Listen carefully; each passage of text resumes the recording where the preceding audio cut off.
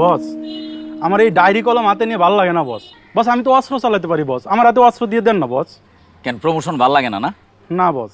তুই যে অস্ত্র চালাইতে পারস সেইটা আমি জানি, কিন্তু কোন সময় অস্ত্রটা চালাইতে হইব সেটা তুই বুঝস না, তোর টাইমিং সেন্স ভালো না। এটা কোনো কথা বললেন বস? আমি তোরে কথার কথা কইছিলাম, আমারে যদি কেউ মাইরাও ফালায় আমারে বাঁচানোর দরকার নাই, তুই ছবি তুলবি।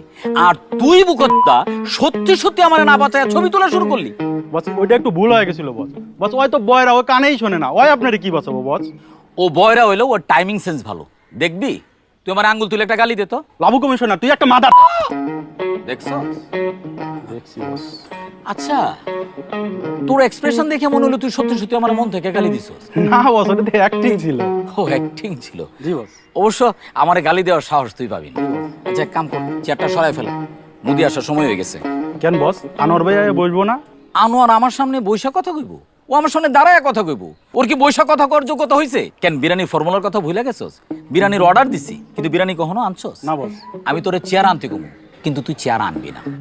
আর মুদি আনোয়ারের সামনে আমার শরীরের বিভিন্ন জিনিসপত্রের দাম জিজ্ঞেস করবি, এক জিনিসের দাম আবার দুইবার জিজ্ঞেস করবি না, তাহলে যে অ্যাক্টিং এটা ধরা পড়ে যাবে। ওকে বস। যা চেয়ার সরা।